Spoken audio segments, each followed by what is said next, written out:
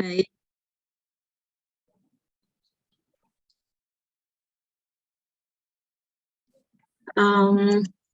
Saya langsung mulai, apa ada pengantar terlebih dahulu? Bagaimana baiknya?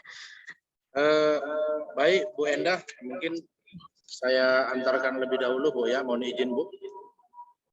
Iya, baik. Assalamualaikum warahmatullahi wabarakatuh. Waalaikumsalam warahmatullahi wabarakatuh. Bismillahirrahmanirrahim. Ya ayyuhallazina amanu hal adullukum ala tijaratin tunjikum min ajabin alim. Tu'minuna billahi wa rasuli wa tujahiduna fisabilillahi bi amwalikum wa anfusikum dzalikum khairul lakum in kuntum ta'lamun.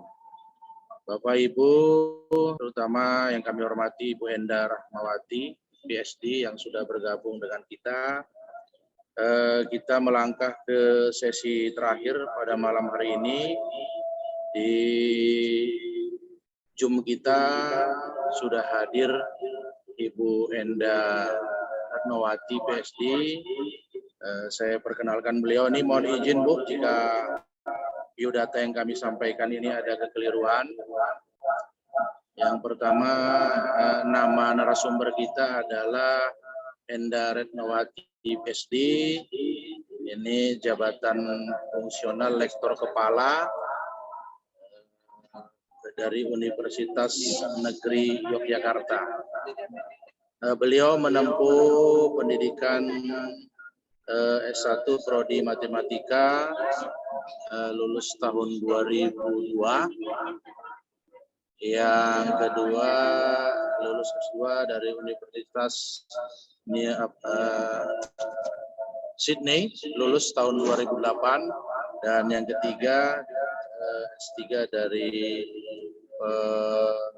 university yang sama, lulus tahun 2014. Adapun karya Bu Endah ini yang bisa kami catat, ada publikasi jurnal lebih kurang 24 artikel ya, baik sebagai penulis pertama maupun penulis kedua.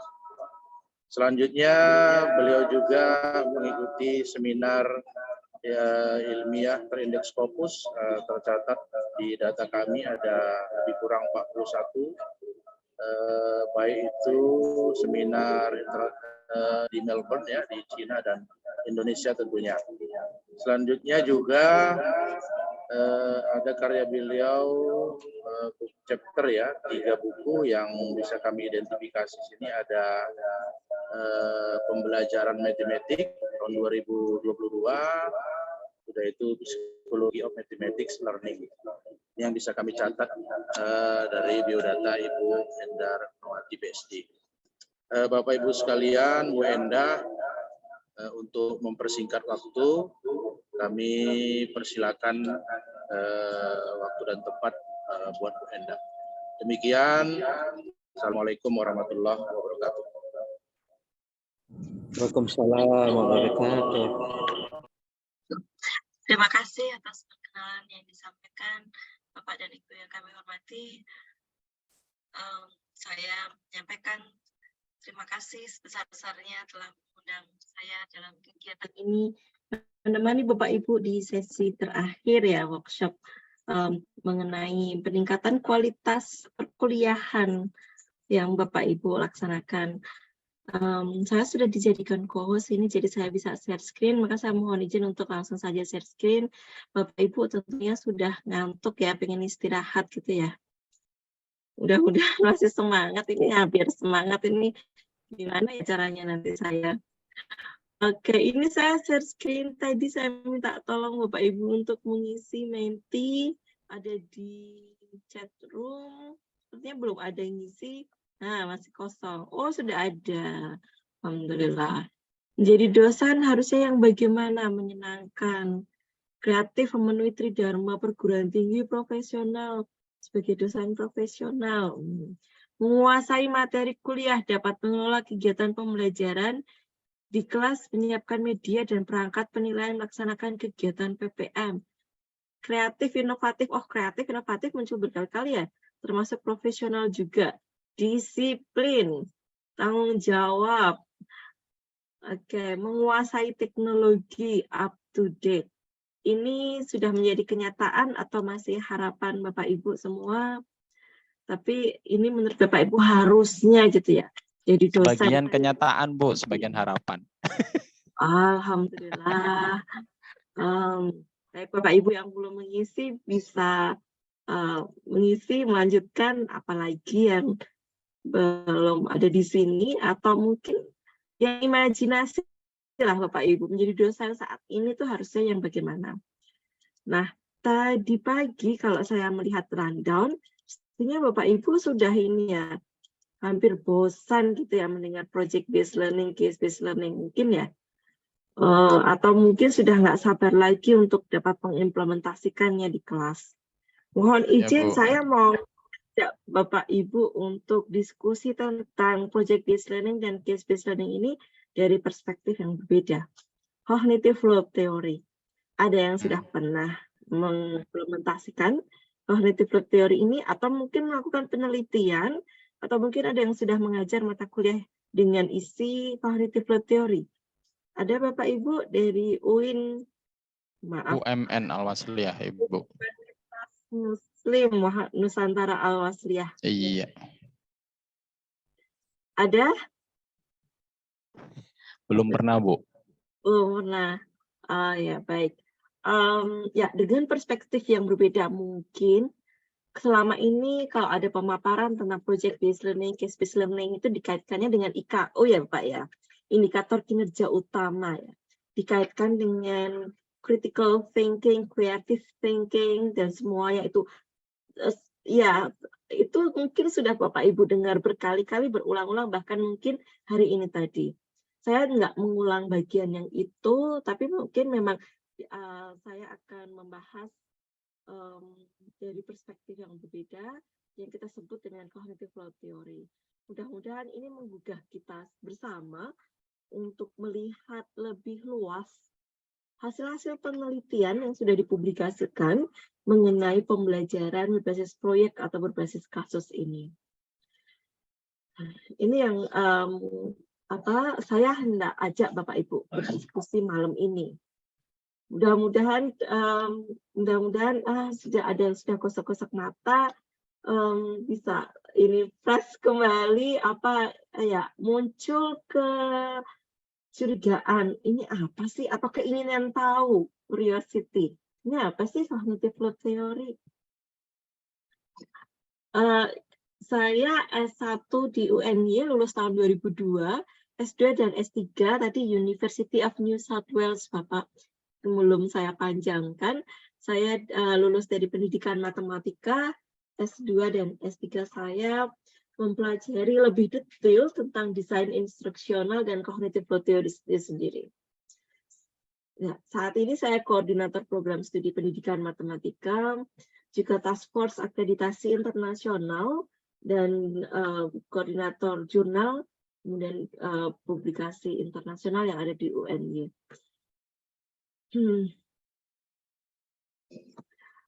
Nah, sebelum kita lanjut, saya ingin nih Bapak Ibu menerapkan KWL method dalam ini workshop atau pelatihan ya, Bapak? Pelatihan kalau Ibu. Pelatihan ya, oke. Nah, coba Bapak Ibu nanti terapkan KWL method ini dalam pelatihan yang Bapak Ibu laksanakan hari ini sampai besok ya.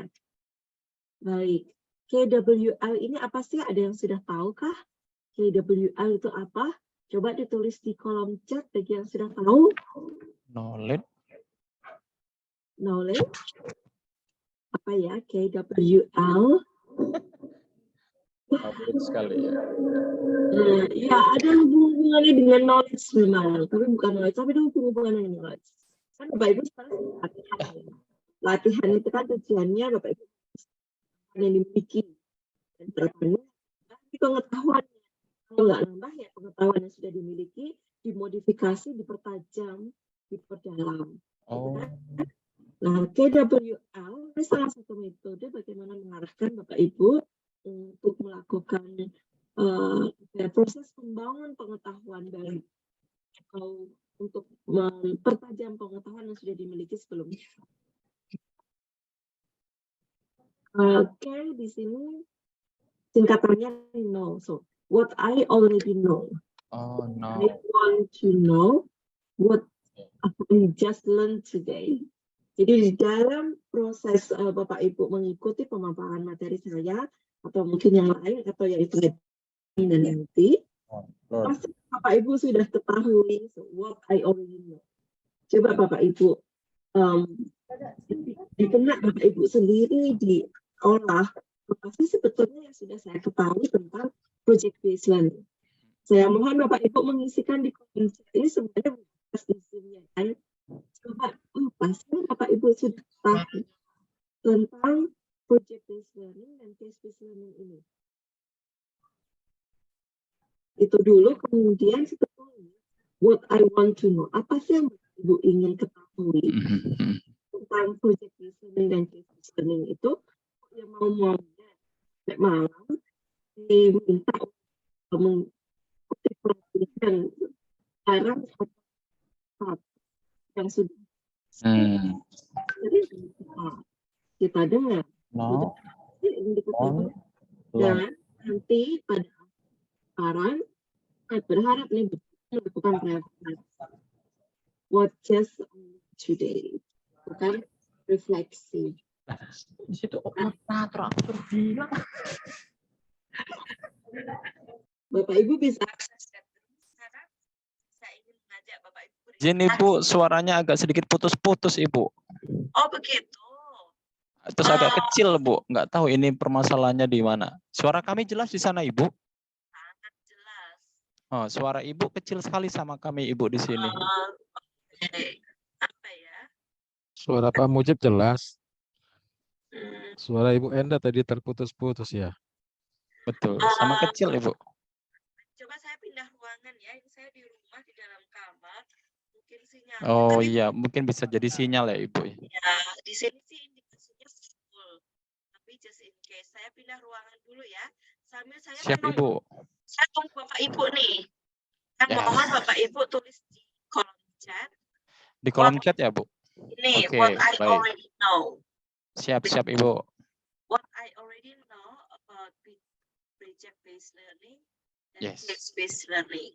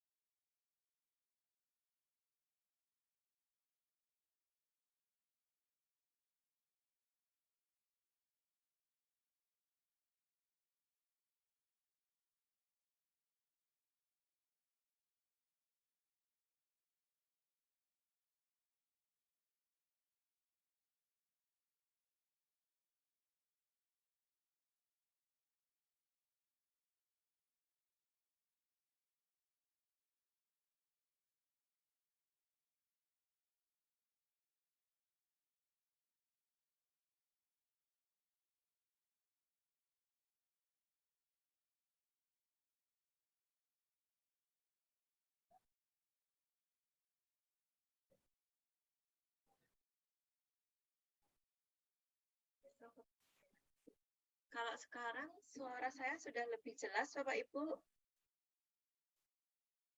Belum, Ibu.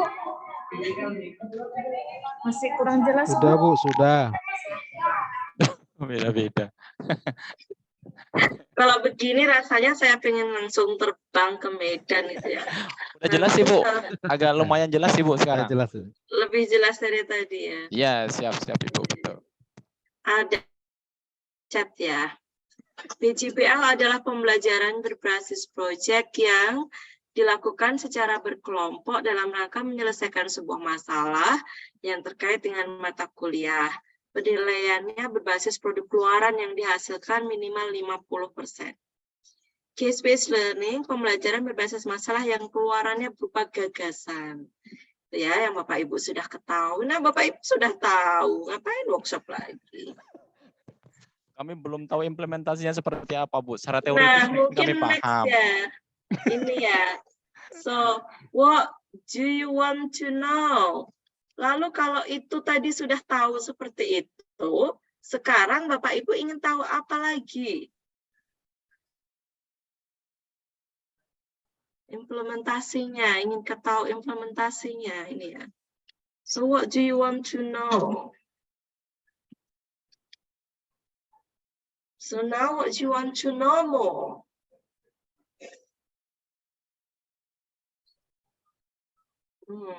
Implementasinya saja, ini jawabannya hanya satu. Oke. Nggak ada yang ingin tahu cognitive load theory kah?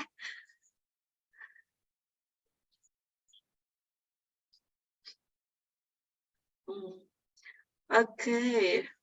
Implementasinya dan bagaimana mulai teknisnya gitu ya.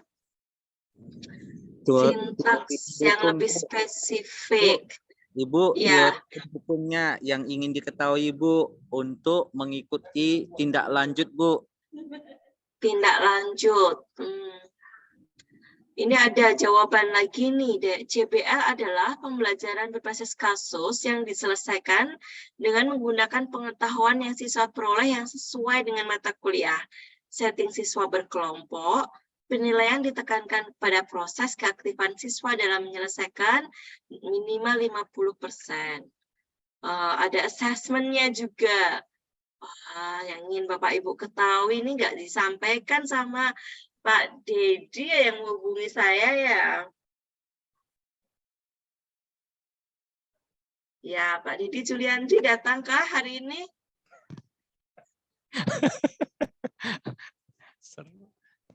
Datang, Bu. Datang, Bu. Oke, ingin tahu praktik langsungnya seperti apa? Proses penilaiannya kan dan load teori seperti apa? Bentuk penilaiannya seperti apa? Sebagian besar Bapak Ibu ini lebih cenderung ingin ke praktiknya ya, implementasinya ya. Jadi kalau sudah di kelas harus apa gitu ya. Yang kita inginkan sebenarnya mengarah kepada bagaimana menyusun perangkat pembelajarannya yang menggunakan pendekatan project based learning. Itu Ibu. Karena tadi kita sudah bahas gimana nyusun kurikulum, assessment-nya, kurikulumnya. Ya, kurikulumnya. Misalnya mungkin bisa dimulai dari karakteristik mata kuliah apa saja atau bagaimana karakteristik mata kuliah yang bisa menggunakan project based learning, mungkin diawali dari situ Ibu. Oke. Wah, saya perlu membuat PPT-nya ulang nih. Enggak apa-apa Ibu, yang ini yang mana saja. Oke, ya, kita akan mengarah ke sana, implementasinya ya Bapak Ibu ya. Nah, oke, kita karena coba. gini Bu, bagi kami mungkin di sini penerapan dari atau implementasi dari Ibu 7 ya, yang penerapan pendekatan case study ataupun project based learning itu mungkin perlu adanya pendalaman sehingga teman-teman di sini termasuk saya juga bisa menerapkan itu dalam dokumen perangkat pembelajaran di kami, karena memang jumlah dari mata kuliah yang yang mengadopsi itu masih cukup rendah gitu.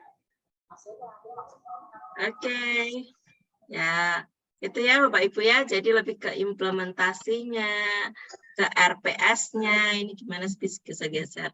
Nah, coba ya dari semua harapan Bapak Ibu itu tadi yang ingin diketahui, mungkin belum tentu bisa langsung terjawab sekarang. Tapi barangkali loh, dari cognitive load theory yang akan saya bahas, Bapak Ibu akan menjawab, lalu implementasinya bagaimana? Kalau kita mau mengimplementasikan, kita kan perlu prinsip ya. Perlu prinsip kan, perlu langkah-langkah, perlu panduan, perlu. Kalau saya sudah melaksanakan PBL atau JBL, itu kalau saya sudah seperti apa sih gitu kan? Ada panduannya. Oke.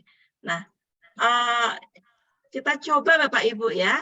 Dan nanti di akhir sesi, Bapak Ibu coba tanyakan pada dirinya sendiri. Ada nggak sih yang sudah dipelajari gitu. Dan dari proses KWL method ini, Bapak Ibu refleksi ke diri sendiri. Dari yang saya sudah ketahui, saya ingin ketahui apa yang sudah saya pelajari. Dan mana yang belum.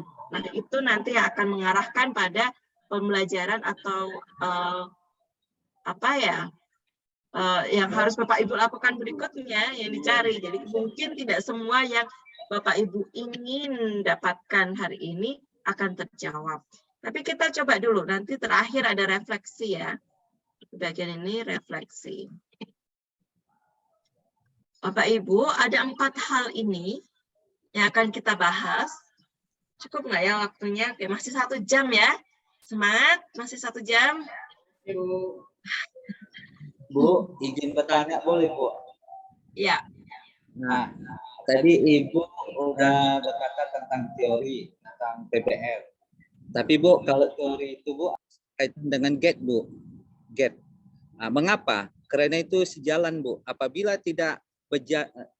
tidak sejalan, maka kita mengonsumsinya, kita sombong. Kata orang pakar, sombong kita.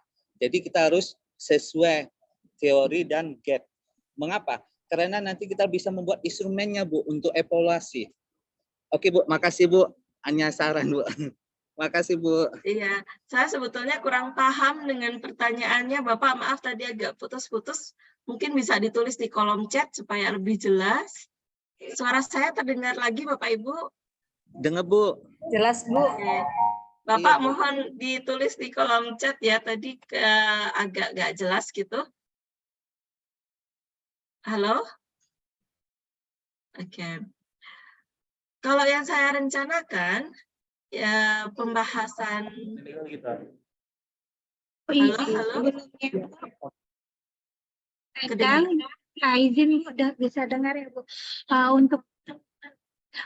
Untuk yang dimaksud oleh Pak Saiful ini Bu, antara GET teorinya dengan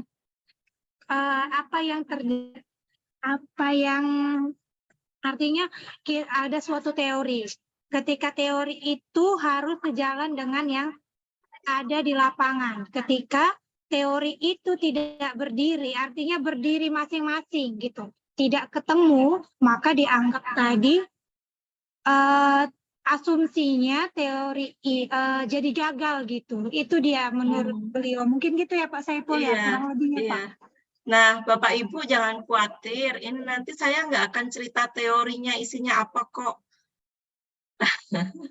Tapi bagaimana kita menggunakan prinsip-prinsip itu dalam implementasi PJBL dan case-based learning. Kan kalau kita mau mengimplementasikan sesuatu, kita nggak berbasis angan-angan, tapi berbasis hasil penelitian sebelumnya. Nah, saya akan menceritakan hasil-hasil penelitian saya, di mana penelitian tersebut berbasis cognitive load theory. Dari hasil penelitian tersebut, maka apa sih yang dapat ditarik kesimpulan ketika kita mau mengimplementasikan? Lalu implementasinya seperti apa? Nah, itu yang ingin saya sampaikan. Nanti Bapak Ibu, ya jika kurang berkenan bisa meninggalkan ruangan sekarang, tapi kira-kira ada 4 hal ini yang ingin saya harapkan Bapak Ibu setelah selesai mendengarkan saya, Kemudian mungkin Bapak Ibu mencoba refleksi dan bereksplorasi sumber-sumber referensi, entah dari mana aja, terutama karena kita dosen ya Bapak Ibu, maka kita mencoba merujuk pada hasil penelitian ya, bukan hasil angan-angan. Yang pertama, saya harap Bapak Ibu kemudian dapat memberikan contoh pembelajaran yang berpusat pada siswa itu seperti apa sih? Katanya pembelajaran itu kan pembelajaran aktif, dan katanya project based learning dan case based learning itu adalah pembelajaran yang berpusat pada siswa, sehingga yang dapat mengaktifkan siswa. Lalu yang aktif itu yang seperti apa sih? Apakah yang badannya bergerak atau yang bagaimana? Yang pertama, Bapak Ibu dapat memberikan contoh ini. Yang kedua, mendeskripsikan prinsip dalam cognitive load theory yang dapat dipakai untuk mengimplementasikan project atau case-based learning. Saya ingin mengajak Bapak Ibu kenal dengan cognitive load theory karena ini dapat dipakai untuk menjelaskan mengapa sih ada siswa yang bisa mengikuti case-based learning, ada siswa yang tidak. Kenapa sih ada siswa yang cepat pinter, ada yang cepat nggak cepat-cepat pinter. Siswa yang satu kali diberitahu langsung bisa, kenapa sih ada enggak? Kenapa sih ada mahasiswa yang cuma duduk diam melihat? Kenapa sih ada mahasiswa yang dia bisa presentasi? Kita menggunakan teori ini untuk menjelaskan kenapa ada siswa yang bisa mengikuti PJBA, ada yang tidak. Kenapa siswa yang bisa cari kasus dan ada yang tidak. Dan pada akhirnya adalah bagaimana kita bisa mengajak semua siswa kita aktif dalam pembelajaran dengan menggunakan prinsip-prinsip yang ada dalam teori tersebut. Teori tersebut tentang apa nanti akan saya berikan referensinya. Silakan nanti Bapak Ibu melakukan penelitian atau kajian mengenai teori tersebut. Tapi untuk kita membuka wawasan ya, jadi supaya enggak terjebak dalam satu teori. Saya pun juga enggak terjebak dalam satu teori ya. Jadi kita coba teori A, teori B, teori C, tapi dalam malam ini yang ingin saya ajak Bapak Ibu fokus pada teori ini dulu. Nanti kalau ada kesempatan yang lain atau dengan narasumber yang lain kan Bapak Ibu dapat dengan teori yang lain juga kan, atau narasumber yang lain teorinya yang teori narasumber tersebut teori macam-macam. Nah nanti dilakukanlah kajian, dibanding-bandingkan bagian mana sih yang dapat memberikan penjelasan tentang implementasi dari metode perkuliahan tersebut. Kemudian yang ketiga adalah menentukan kapan project based learning dan case based learning itu efektif. Apakah ketika mahasiswa masuk perkuliahan hari pertama langsung diberi project? Atau kapan? Kapan kita memberikan kasus kepada mahasiswa? Kasus itu sendiri apa sih? Dan kasus yang seperti apa yang efektif? Dan kapan itu bisa efektif? Oke, yang keempat, dapat menyusun pembelajaran berbasis kasus atau proyek. Mungkin ini yang diharapkan oleh Pak Didi ya. Bapak Ibu dosen dapat menyusun pembelajaran berbasis kasus atau berbasis proyek. Kehidupan kita sehari-hari sebagai dosen sangat luar biasa sibuknya. Bapak Ibu aja sekarang workshop sampai malam. Saya tadi juga malam baru pulang. Pada berangkatnya juga sudah sangat pagi di jalan macet. Dan seterusnya selain mengajar, melakukan penelitian, bertemu rapat, kerja kelompok, koreksi, belajar. Oh ini yang belum ada di sini adalah ngisi sistem informasi, ngisi sister, ngisi BKD, ngisi siap, ngisi berbagai macam sistem informasi. Ada berapa banyak yang Bapak Ibu harus isi. Nah kehidupan kita sehari-hari sebagai dosen sudah sesibuk ini. Tapi mungkin ini juga gambaran kehidupan mahasiswa kita saat ini. Mahasiswa kita saat ini pun kesibukannya juga sangat luar biasa.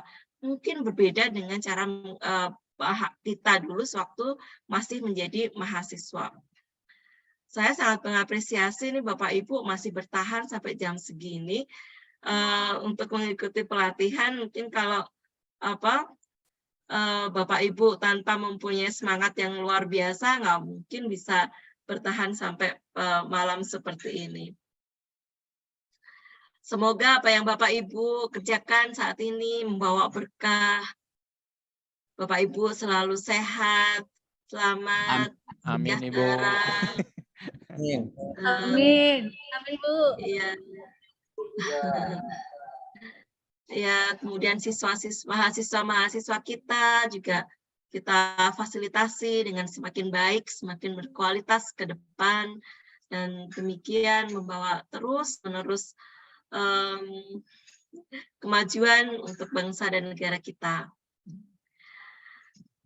Nah, ini tadi yang sudah dicoba oleh Bapak Ibu ya, menjadi dosen mestinya yang kreatif, inovatif. Bagus sekali Bapak Ibu. Saya juga di kampus nih, Bapak Ibu lihat nggak? Ada di sebelah kiri bawah tulisan di PPT Salida ini. Unggul, kreatif, inovatif, lanjut. Visinya UNY. Jadi di UNY itu kami sebagai dosen termasuk saya nih. Aduh. Ngelek.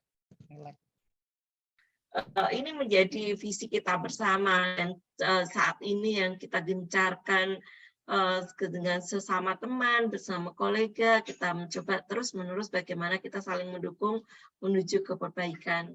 Alhamdulillah Bapak Ibu menyelenggarakan workshop seperti ini atau pelatihan seperti ini.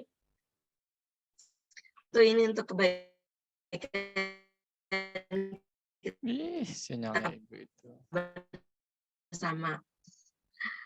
Tantangan saat ini, Bapak Ibu pernah kan mendengar juga menghadapi tantangan VUCA, volatility, uncertainty, complexity, ambiguity. Kita mengalami perubahan yang sangat cepat.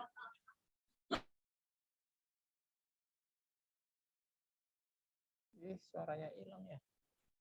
7 tiba-tiba berubah selesai pukul 21 misalkan, perubahan terjadi sangat cepat sekali.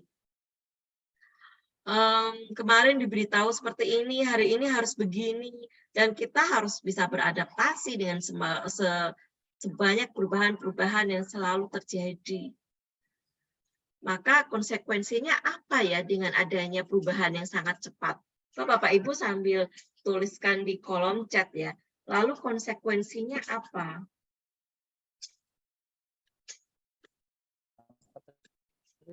Dengan adanya perubahan yang semakin cepat.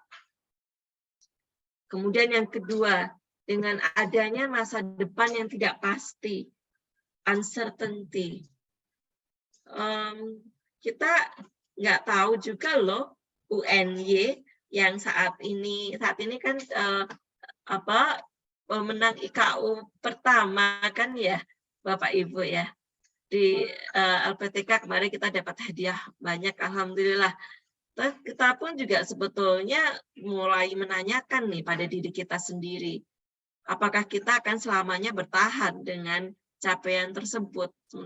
Yang kita ketahui masa depan kita ya nggak tahu pasti karena perubahan sangat cepat dan persaingan antar universitas juga semakin gencar juga kan Bapak Ibu. Kita nggak pernah tahu nih dosen itu 10 atau 20 tahun masih diperlukan atau enggak ya. Atau mahasiswa itu sebetulnya bisa ya belajar sendiri dari YouTube atau dari Learning Management System, dari LMS. Jadi dosen pertemuan tatap muka untuk memberikan perkuliahan itu sebetulnya masih diperlukan nggak ya kira-kira 10, 20, 30 tahun lagi. Seperti yang kita ketahui bahkan sekarang pun sudah ada profesi-profesi yang hilang. Bapak Ibu, apa ya profesi yang sekarang sudah hilang ya? Bisa berikan contoh nggak? Oke, konsekuensinya beradaptasi, bagus Pak Abdul. Kira-kira 20-30 tahun lagi profesi dosen masih ada nggak? Masa depan kita ini pasti nggak sih? Profesi Jadi kita ini? nggak ada, Bu. Nggak ada. Jadi Nggak ada lagi. karena kan sekarang LMS atau teknologi kan berusaha menggantikan peran manusia begitu ya, atau peran dosen terutama gitu. Ya. Sekarang kan riset-risetnya kan bagaimana e-learning yang efektif dan sebagainya kan arahnya ke sana. Bisa jadi 20 tahun yang akan datang ada sebuah desain e-learning yang betul-betul bisa menggantikan. Bisa jadi ya Bu, ini kan gambaran saja, saya tidak. Tapi kalau saat ini saya merasa memang tidak bisa digantikan sih, secanggih apapun sebenarnya peran manusia, sentuhan-sentuhan secara langsung itu sangat berbeda dengan teknologi. Iya, peran ini ya manusia, interaksi langsung, kebutuhan sosial. Interaksi langsung itu sangat berbeda sekali. Kebutuhan memang, sosial sepertinya nggak tergantikan ya. Tapi memang itu sudah mulai tergerus ya Bu, sedikit demi sedikit ya, manusia untuk berinteraksi secara sosial kan sudah mulai sedikit berkurang sekarang ini. Iya. Dengan adanya teknologi dan sebagainya. Karena semua bisa dicari sendiri gitu kan ya Bapak ya. Padahal sebetulnya yang menyediakan teknologi atau di balik layar LMS itu manusia ada juga. kita juga. Tapi sosok kita di depan sekumpulan siswa ya nggak tahu ya. Kita nggak tahu pasti nih. Kita nggak tahu pasti. Cuma ya memang ada pandangan, saya setuju sekali bahwa kebutuhan sosial, kebutuhan untuk berinteraksi itu tentu masih sangat kita perlukan. Sementara kita ini sebagai makhluk sosial, society 5.0 ya, tapi mungkin cara bermasyarakatnya yang agak berbeda mungkin. Ya kita nggak tahu pasti, perubahannya semakin cepat. Saya setuju ini apa yang ditulis oleh Pak Abdul Mujib ya, Bapak Abdul Mujib, terima kasih. Bu. Adaptasi, complexity, banyak faktor yang terlihat dalam pengambilan keputusan. Ya, semakin kompleks.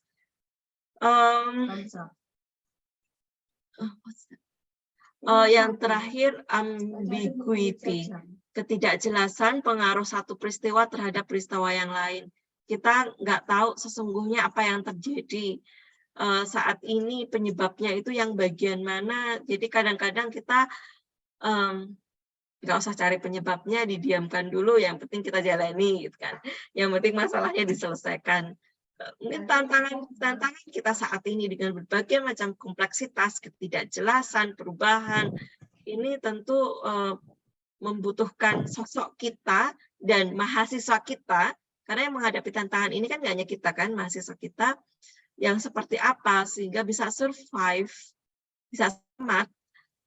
Ya indikatornya selamat dalam hidupnya ya berarti bisa beribadah gitu kan, bisa beribadah sesuai dengan keyakinannya, bisa beribadah berarti kan bisa punya waktu, bisa punya kesempatan, bisa punya sumber-sumber belajar, bisa beramal dan seterusnya. Itu dulu mungkin, maka kita pun perlu berubah ya Bapak Ibu ya. Karena cara komunikasi sekarang juga berubah. Saat ini saya bisa berkomunikasi Bapak Ibu melalui tatap maya secara virtual. Nggak perlu saya datang ke Medan untuk kita sama-sama belajar tentang ini. Zaman dulu kan nggak membayangkan ya ada seperti ini ya. Mungkin 5 tahun atau 10 tahun yang lalu kita sudah tahu ada tatap maya virtual. Dulu kan pakai Google Meet itu kan udah agak lama, Zoom, Skype, jadi pakai Skype itu mungkin 10 tahun. Tapi setelah ada pandemi, media komunikasi virtual sudah semakin banyak pilihannya. Salah satunya via Zoom ini. Maka kita pun perlu menyesuaikan, tahu betul bagaimana cara menggunakan alat-alat komunikasi tersebut. Kemudian karena saking cepatnya, saking banyaknya perubahan, cepatnya pilihan, kita jadinya perlu melakukan self-management yang berbeda dengan cara sebelumnya. Misalnya, mungkin Bapak Ibu yang saat ini ada yang harus multitasking, mungkin ada yang menghadapi 2 gadgets nih, yang satu gadgetnya mengajar, yang gadget satunya sambil ngetik membuat laporan misalkan, multitasking, ataupun gini belajar sama-sama Bapak Ibu di ruangan ini kan sedang di rumah kan, pegang HP sambil ngurusi bagaimana di rumah makanannya, anak-anak siapa yang jemput, urusan arisan, tetangga, nyumbang, dan sebagainya di HP. Jadi kita perlu self management yang cara yang baru. Karena mau nggak mau kalau kita nggak multitasking, nggak kecekel semuanya. Pak Ibu nggak bicara bahasa Indonesia ya, nggak jalan semuanya, atau ada yang ketinggalan gitu. Istilahnya kalau orang Jawa itu nggak kecekel gaweane. Nggak kepegang ya, Bu? Nggak kepegang, kalau nggak multitasking. Kalau misalkan kita nunggu jam mengajarnya selesai, sementara besok ada deadline sister harus dilengkapi, kalau sisternya nggak dilengkapi, maka serdas nggak keluar, remunerasi nggak keluar, mau nggak mau kita ngajar sambil melengkapi sister, kan? Itu salah satu contoh self-management yang sekarang ini modelnya sudah semakin berbeda. Tapi katanya ini membawa dampak kepada well-being atau kesejahteraan kita sih.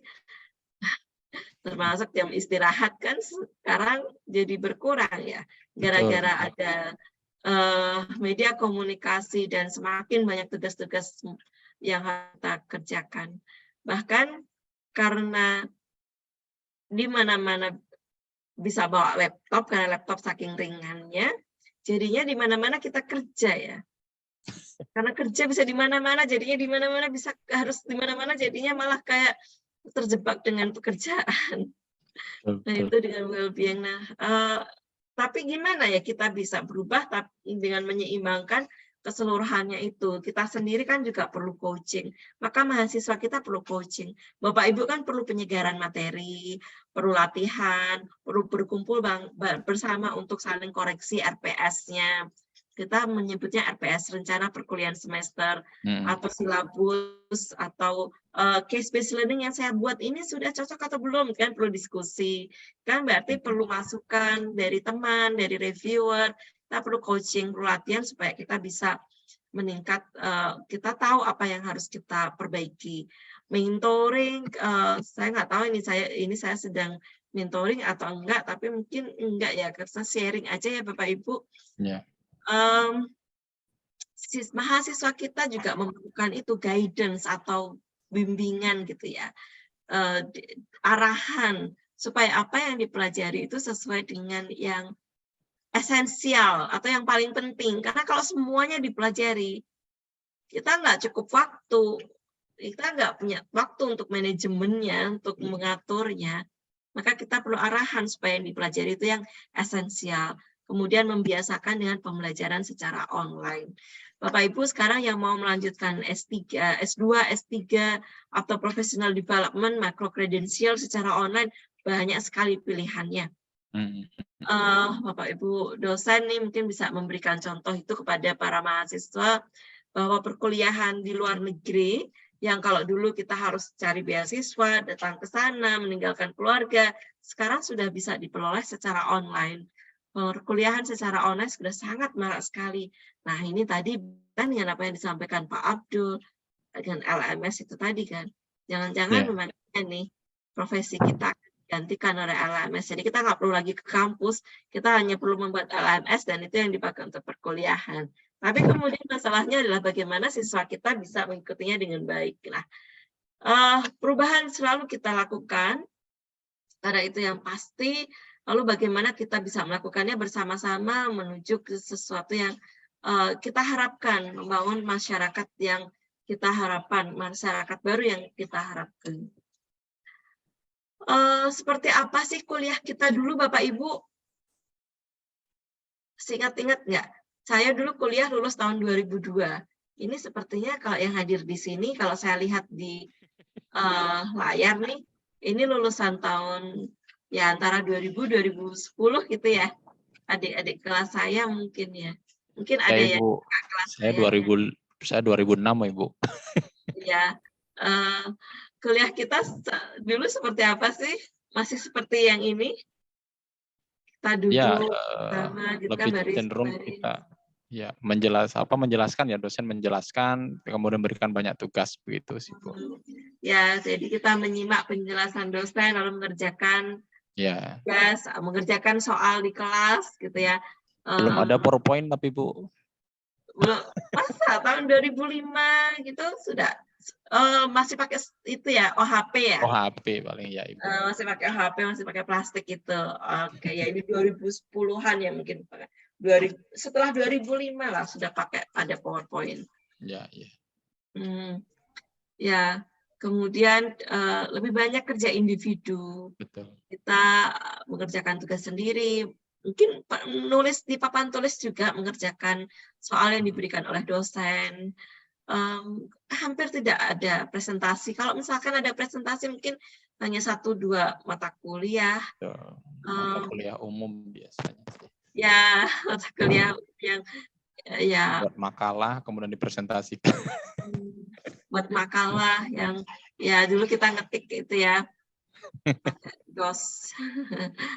Oke, kalau sekarang mungkin sudah berbeda. Kita ada semakin banyak ada diskusi, kerja kelompok, presentasi, semakin lebih banyak lagi, bahkan sifatnya matematika itu juga ternyata bisa ya dengan pendekatan yang seperti ini.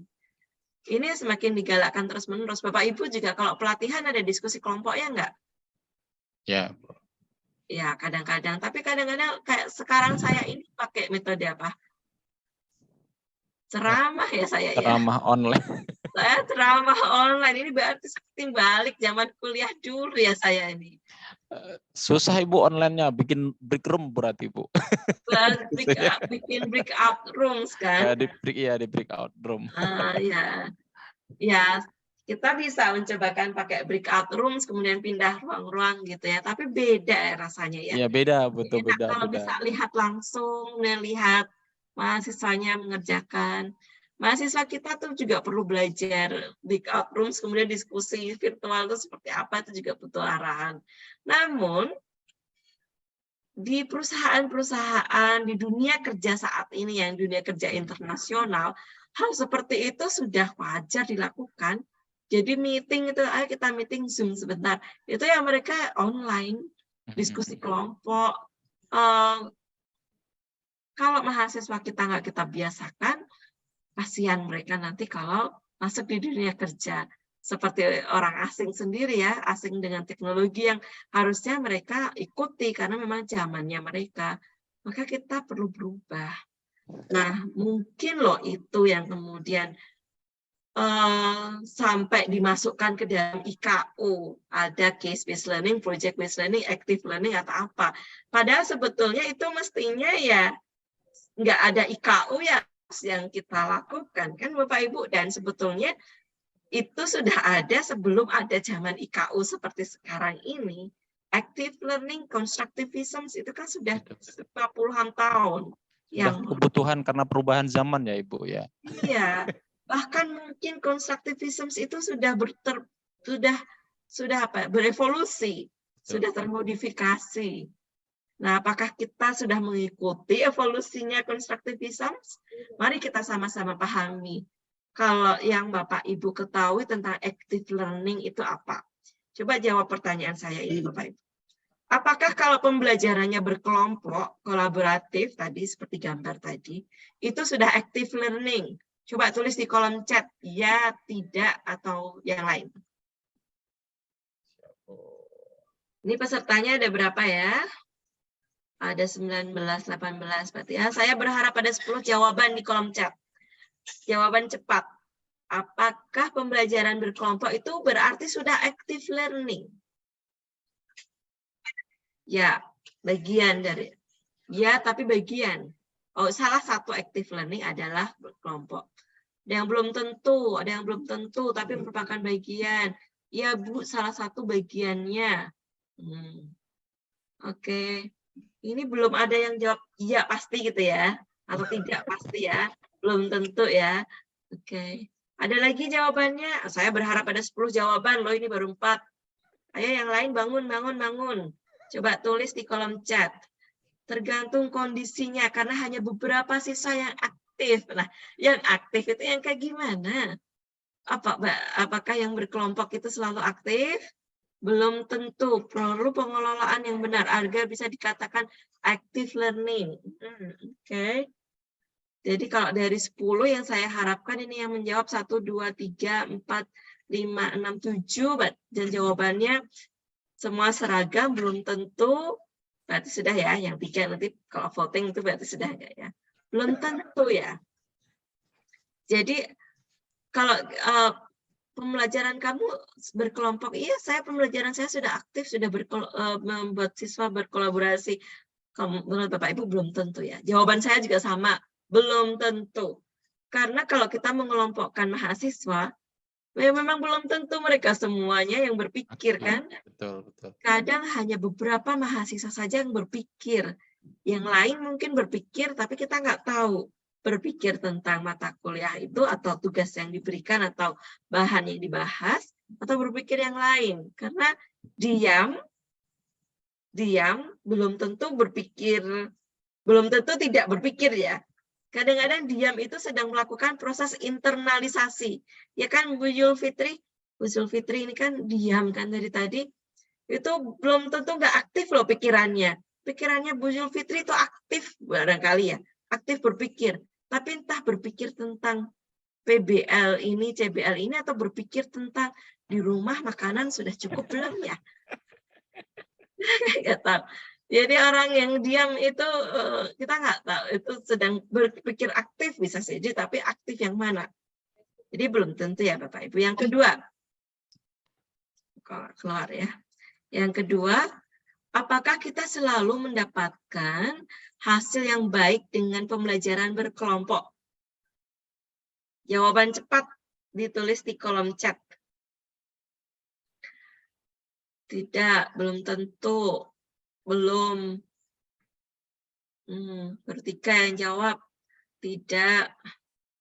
Saya suka mandiri, Bu. Hehe. Ya. Yang lain.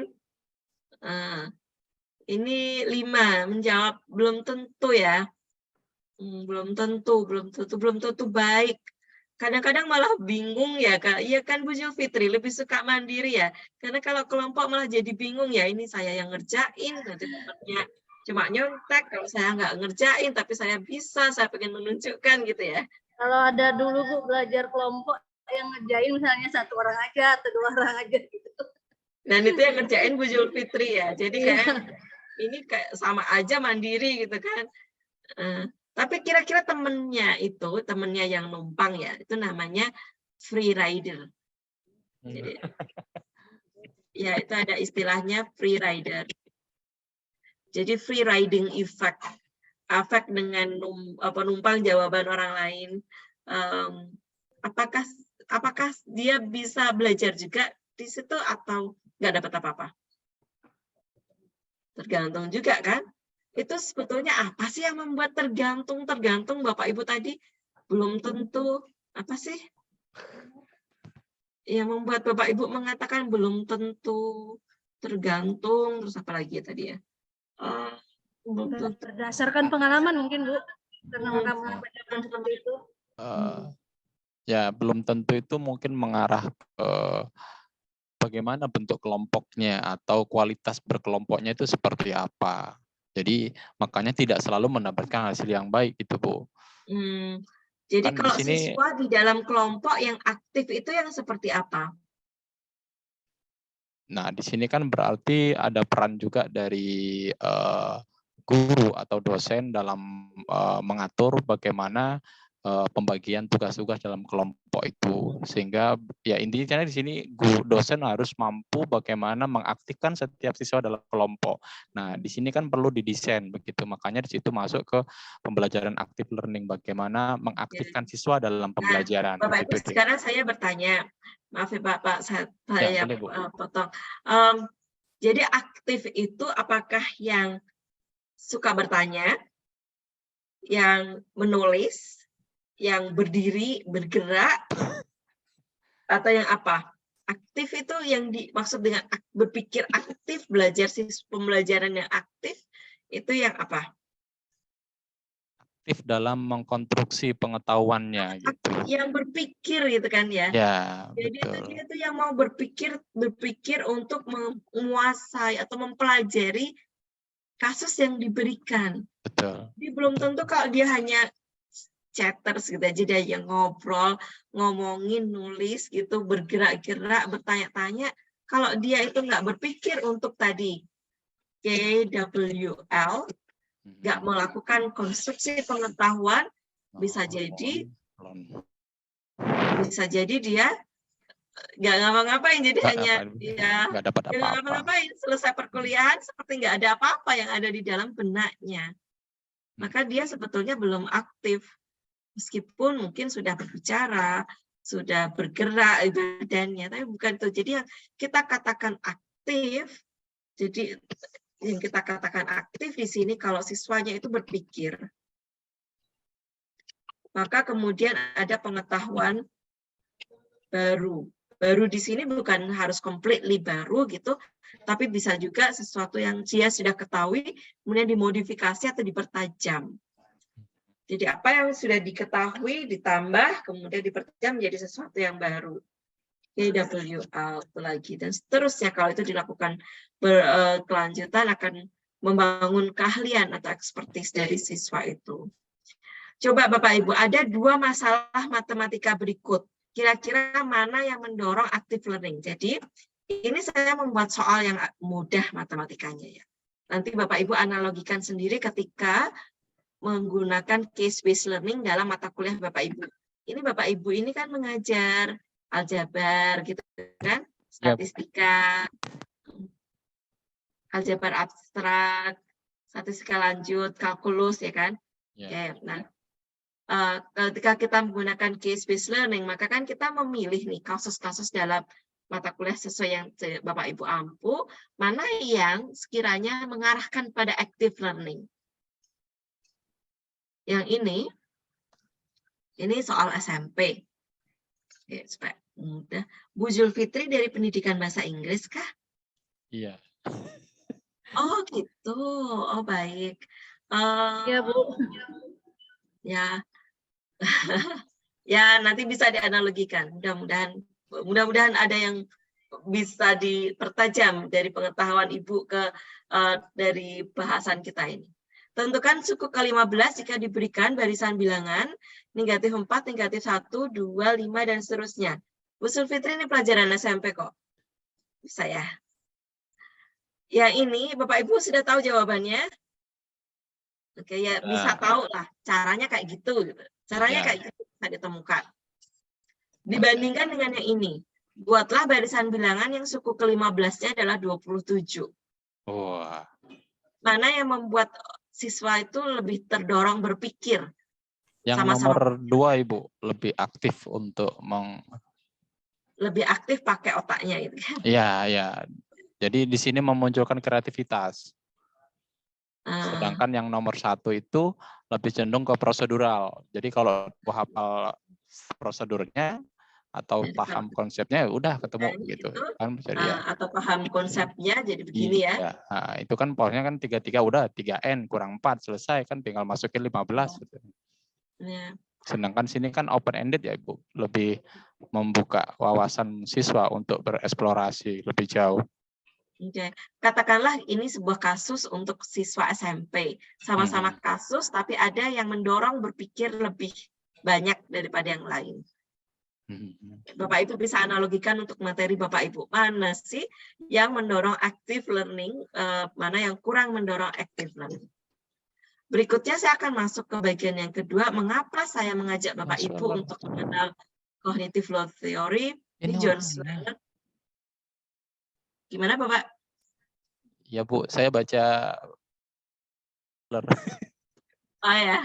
Yang di Elsevier itu Bu, di jurnalnya itu Bu. Di jurnal ya.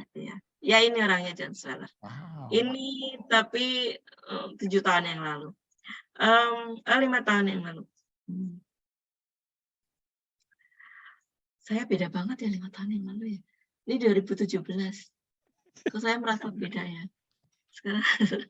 Bebannya belum banyak Bu. Waktu itu belum korprodi. Ya sekarang Ibu kan kaprodi, staf ahli luar biasa tadi Bu banyak.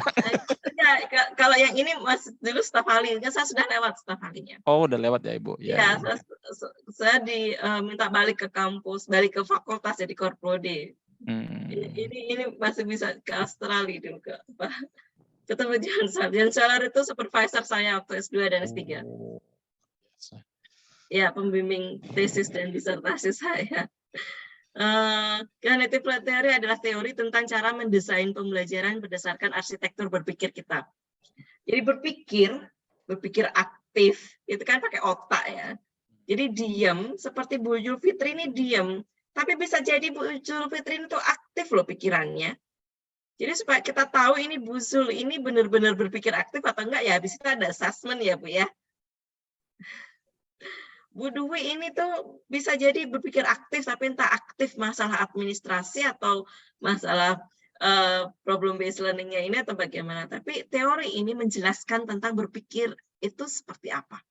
Dan dengan mengetahui bagaimana cara kita berpikir, lalu kita sebagai dosen, bagaimana cara menyajikan pembelajaran supaya siswanya mau berpikir aktif. Apakah iya kalau dikelompokkan itu berarti sudah langsung aktif? Apakah iya kalau dikasih proyek berarti sudah tentu langsung aktif? Apakah iya kalau diberi kasus sudah langsung tentu bisa aktif? Jawaban Bapak Ibu dari tadi kan belum tentu. Belum tentu. Pak Hidayat, active learning berarti diikuti aktivitas berpikir. Kan belum tentu. Nah, lalu gimana nih project based learning yang memang mengajak siswanya untuk berpikir aktif? Apakah cukup RPS kita tulisannya project based learning lalu memang kemudian mahasiswanya berpikir aktif atau enggak? Maka untuk bisa mendesain project based learning yang memang mengajak siswa berpikir aktif, kita perlu tahu bagaimana sih mekanisme berpikirnya siswa. Kalau kita tahu bagaimana proses otak itu berpikir, maka kita bisa memahami project based learning ini akan efektif atau tidak. Jangan-jangan kita memberikan yang terlalu kompleks, terlalu mudah, atau yang tidak sesuai dengan kapasitas berpikirnya. Sehingga itu menyebabkan tidak berpikir, atau menyebabkan terlalu banyak yang dipikirkan. Itu sama-sama tidak berpikir aktif. Berpikir aktif berarti nanti yang akan menghasilkan pengetahuan yang dipertajam. Entah itu karena modifikasi atau karena tambahan pengetahuan baru. Itu cognitive load theory secara singkat sekali. Bapak Ibu coba perhatikan apa yang ada di layar sekarang. Perhatian. Oke. Nah, Bapak Ibu, saya beri waktu 20 detik untuk melihat layar. Mohon diperhatikan ada gambar apa saja yang ada di layar ini. 20 detik waktunya saya lihat HP.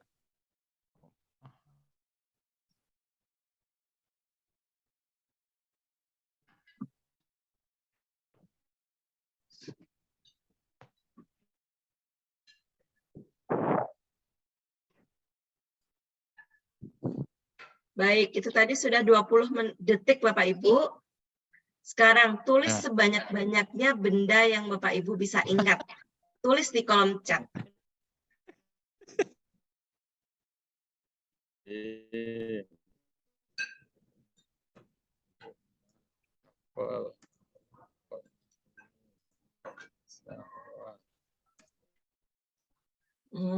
Di kolom chat ada apa aja ya?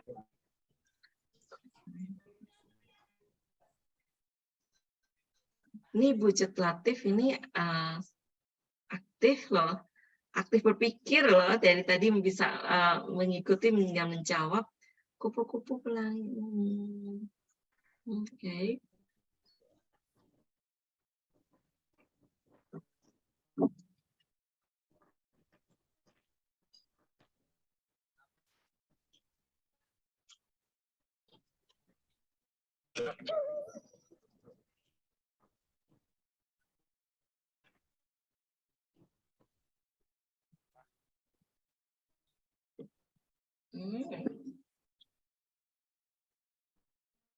Lama Pak Dayat aku. Pak Hidayat banyak ya? Iya.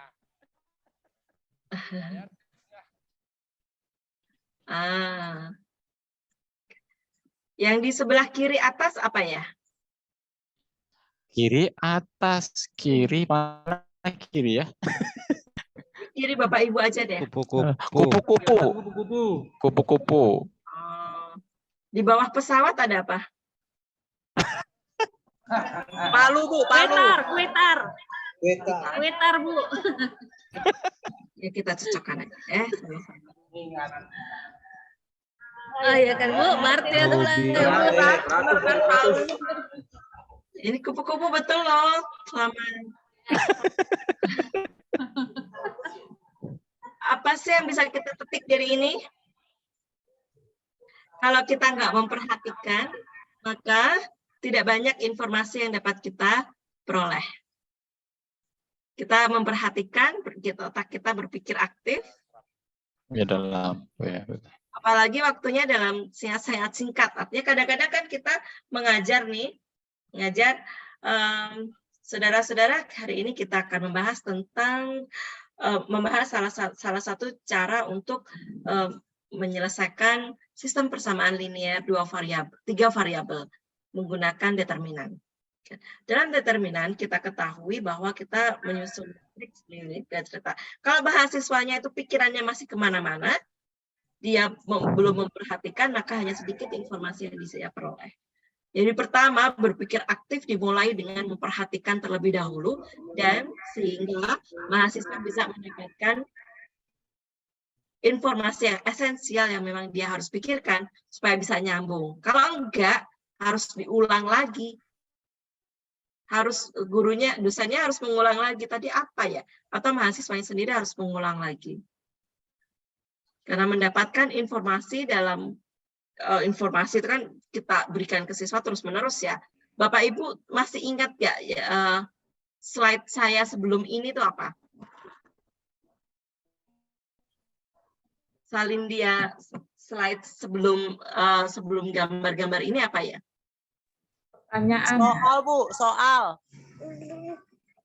Pertanyaan. Lupa kan? Nah, apalagi kalau kita ngajar kayak gitu kan, baru aja loh, ini mungkin 2 menit yang lalu sudah lupa kan? Demikian juga kalau kita ngajar ke mahasiswa kita. Baru pembukaan, jadi sebelum masuk ke kasus, kita kan pembukaan dulu nih. Pembukaan dulu untuk memperkenalkan, ini ada teori seperti ini gitu kan. Kemudian pindah ke sini, coba perhatikan, kasusnya adalah seperti ini. Yang ini tadi sudah lupa, padahal baru saja diberikan. Ya enggak? Nah, oke, kenapa bisa begitu terjadi? Dan kemudian kalau itu terus-menerus terjadi di 100 menit perkuliahan, keluar dari kelas mahasiswa nggak ngerti apa-apa. Tadi apa sih? Banyak banget yang harus kita pikirkan, tapi nggak ada satupun yang terpikirkan. Itu mekanisme belajar. Salah satunya ketika kita tidak bisa mengalokasikan perhatian. Berikutnya, Bapak Ibu, coba ya. Coba jawab pertanyaan ini. Ini Bu Julfitri dari bahasa Inggris nih. Suppose 2 days before tomorrow was Wednesday. What day is today? Apa Bu Zul? Friday. Friday, Bu Zul, benerkah? Thursday. 2 days before tomorrow. 2 hari sebelum besok adalah hari Rabu. Oh. Kenapa untuk Bu Zul ini gampang, tapi ini sulit buat Pak Abdul?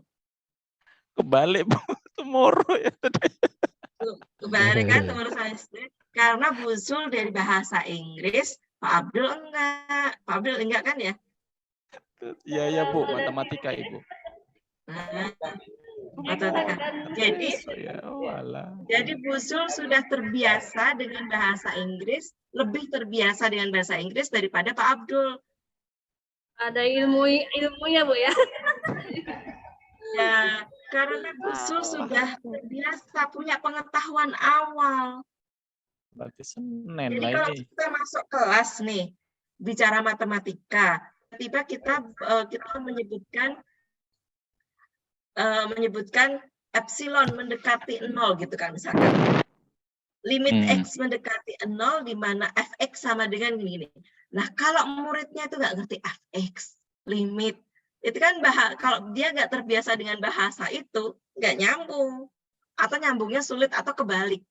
ini Busul terbiasa dengan bahasa Inggris, tapi Pak Abdul, maaf, contoh aja ya Pak, kebetulan enggak. Itu yang akan terjadi.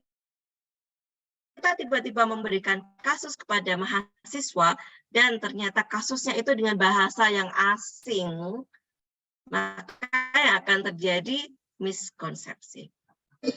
Berikutnya, contoh lagi.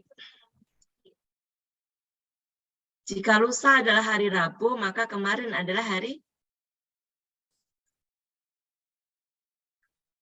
Senin.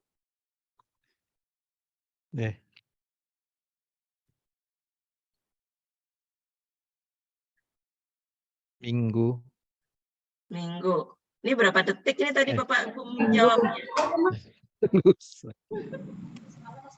Kalau tadi kan karena bahasa Inggris ya. Nah, ini bahasa Indonesia nih. Kan pengetahuan awalnya sudah tahu kan tentang bahasa Indonesianya, tapi isinya kompleks. Ini kalimat hanya satu kalimat, tetapi dia secara elemen di dalam kalimat ini itu dibuat ruwet, dibuat kompleks. Sehingga pembaca harus berulang-ulang membaca dan hati-hati di dalam pikiran. Yang terjadi adalah menempatkan sebuah urutan hari. Itu karena kita tahu urutan hari, maka kita bisa menjawab. Analoginya apa kalau dalam matematika? Masalah matematika, kasus matematika itu bisa satu kalimat aja, simple. Cantik gitu kan, elegan gitu kan istilahnya kalau dalam matematika. Tapi kalau mahasiswa nggak punya urutan teoremanya, sama aja dia akan memandang masalah ini kompleks dan nggak tahu gimana cara mengarahkan dirinya pada penemuan hasil. Itu analoginya dalam matematika. Meskipun tahu bahasanya, kalau tadi kan alasannya nggak tahu bahasanya, ini alasannya tahu bahasanya. Tapi kalau kemudian nggak tahu urutan harinya, berarti kan nggak tahu urutan teoremanya, sama aja dia akan ruwet, nggak ketemu hasilnya. Itu analoginya ketika kasusnya dibuat pengetahuan awal siswa tidak mencukupi untuk menyelesaikan kasus, meskipun nampaknya kasusnya hanya sederhana satu baris. Berikutnya. How many windows are in your house? Berapa banyaknya jendela di rumah Bapak Ibu? In your house. Apa yang terjadi di pikiran Bapak Ibu sekarang? Hitung. Pikiran rumah. Hitung jendela di rumah. Pengen pulang. Depan ada 3, di belakang ada 1. Okay. Di lantai 2. Tapi bisa menghitung kan? Bisa. Iya, Nah, kasus yang kita buat itu juga sebaiknya yang bisa dibayangkan oleh siswa atau mahasiswa, sehingga mahasiswa bisa menyelesaikannya. Kalau house ini house yang mana, rumah yang dia nggak bisa memvisualisasikan house, kita juga nggak tahu Windows itu yang mana, misalkan nggak tahu Windows itu apa, nggak akan bisa menyelesaikan. Maka ketika kita membuat kasus, kita pun perlu menggunakan konteks yang bisa visualisasikan oleh mahasiswa. Maka perlu kita coba dulu nih, kita sebagai guru dosennya, kita coba dulu kasusnya ini bisa divisualisasikan atau abstrak banget. Oke, berikutnya. Coba Bapak Ibu, berapa hasilnya? Nggak pakai kalkulator. Sulit kan? 941, 941. Nah, ini apa yang membuat sulit? 2. Apa yang membuat sulit? Mengurutkannya, Bu. Bilangan satuan, puluhan, ratusan, ribuan. Jadi kita dengan mudah menjumlahnya, Bu. Ini sengaja ngerjain ini. Iya, betul, Bu.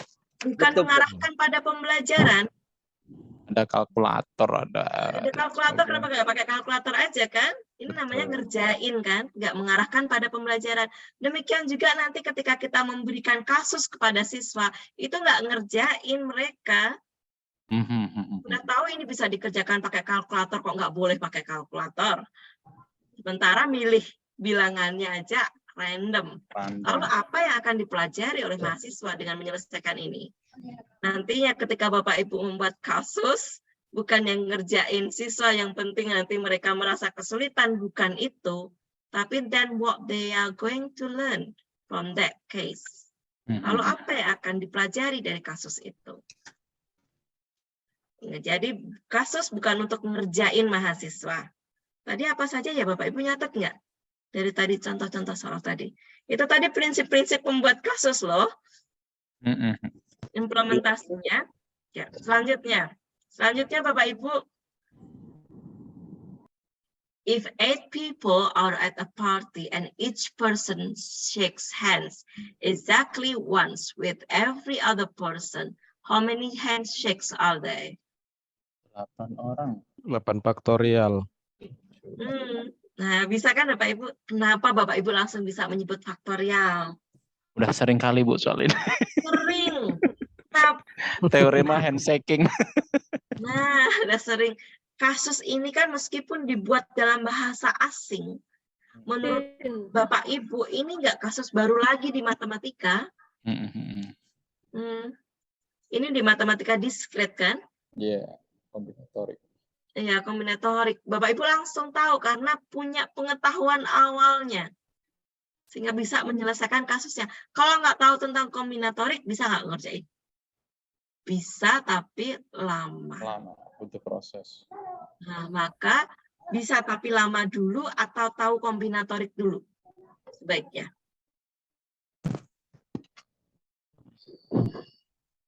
Gimana nih? Sebaiknya mahasiswa tahu kombinatorik dulu atau biar lama dulu ngerjain? Harus tahu konsep kombinatorikanya, Bu, menurut saya. Dengan Jadi, mengetahui konsep kombinatorik, dia dapat menyelesaikan masalah dengan lebih efisien. iya, bahkan nanti bisa ke perumumannya gitu kan, teorema handshaking-nya. Bahkan bisa membuat sesuatu yang lebih general, Iya. lebih umum. Dan itu proses belajar. Jadi mengetahui konsep dasar itu nggak tabu, nggak salah. Jadi dalam case-based learning atau project-based learning, bukan berarti kita nggak ngasih tahu mahasiswa tentang konsepnya. Karena apa? Konsep-konsep yang sudah diturunkan dari para ahli matematika itu kita pelajari, kita gunakan supaya kita bisa menyelesaikan masalah lain yang lebih efisien. Maka bukan berarti konsep based learning itu tidak ada kuliah. Tetap ada kuliahnya. Tetap ada di mana mahasiswa belajar konsep-konsep dasarnya. Setuju? Setuju Bapak Ibu? Halo? Setuju, Pak. Setuju, Bu? Setuju, Bu. Setuju ya? Bukan berarti kalau project based learning atau case based learning maka mahasiswa nggak ada kuliah loh, tetap ada kuliah.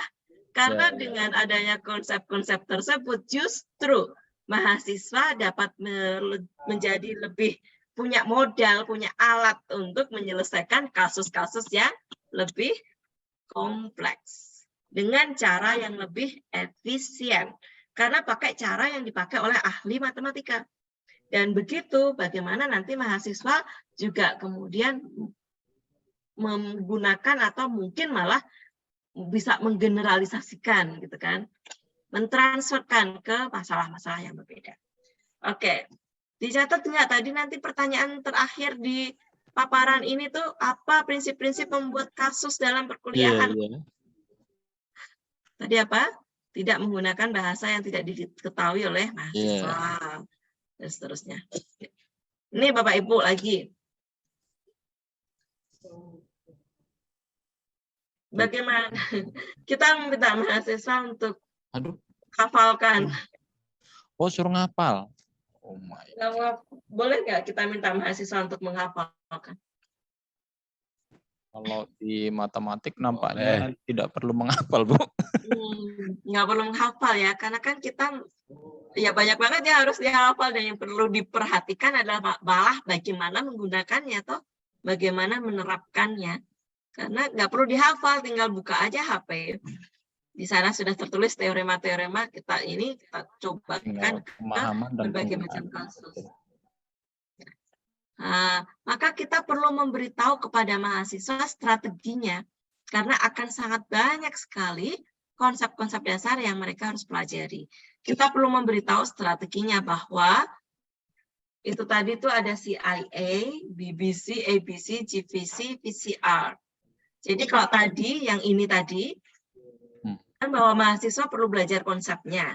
Dan ketika mempelajari konsepnya, mohon tidak sekedar ini konsepnya CIABBC, tapi juga mahasiswa perlu diberitahu strateginya.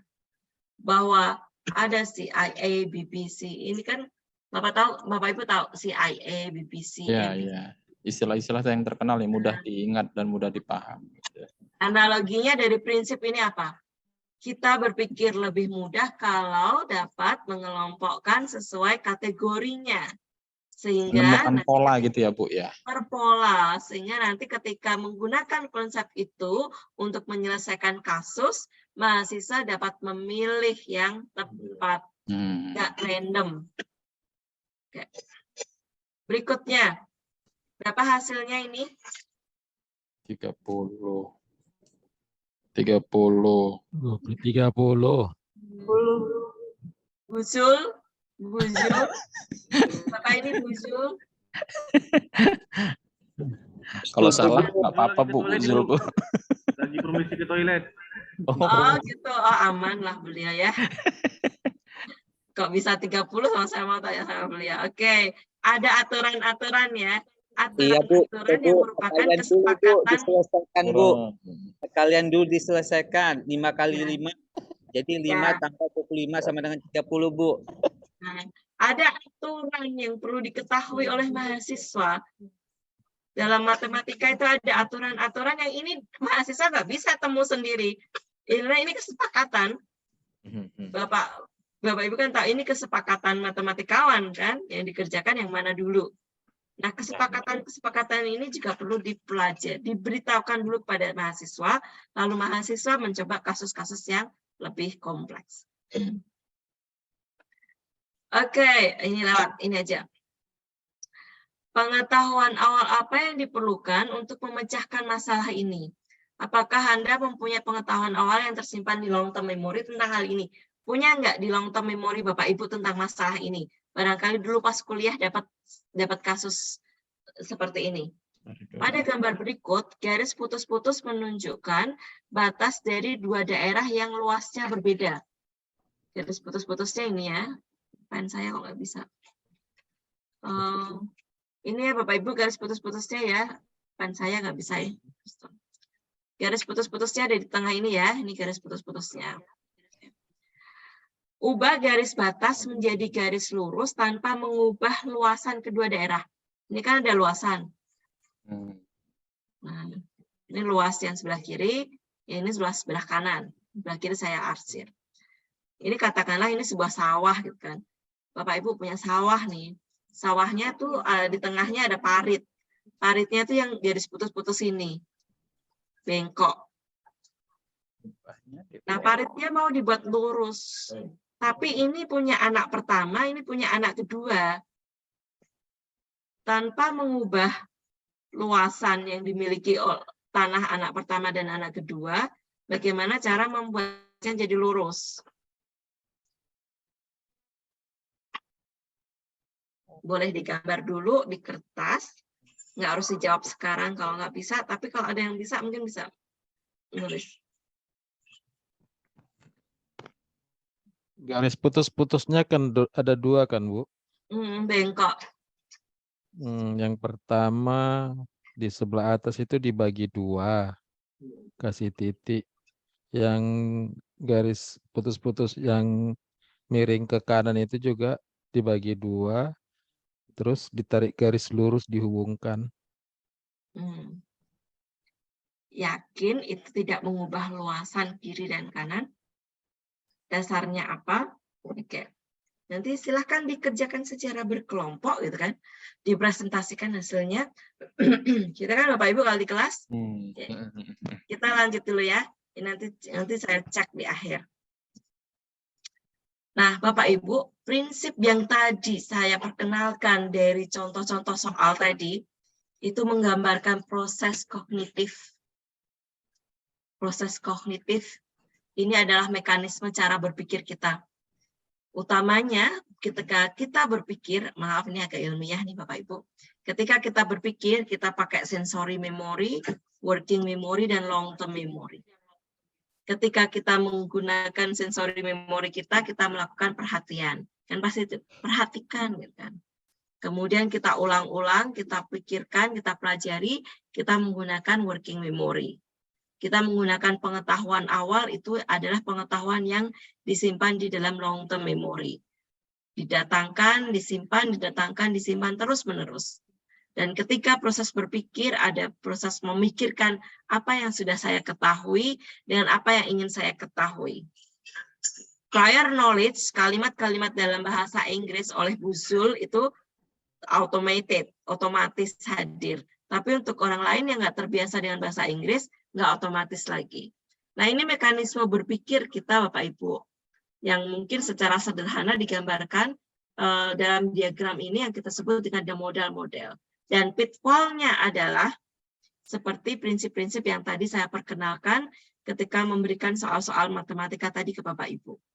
Analoginya itu lalu bagaimana dalam mengerjakan matematika berupa kasus dan proyek dalam perkuliahan. Lalu implementasinya bagaimana? Tidak menggunakan bahasa yang asing. Dan seterusnya tadi ya, Bapak Ibu sudah catat, nanti kalau diulang lagi, bisa selesainya subuh kita ini pelatihannya. Nah, saya habis. Akan terjadi yang disebut dengan cognitive overload. Contohnya, bingung, mikir nih, bingung gitu kan.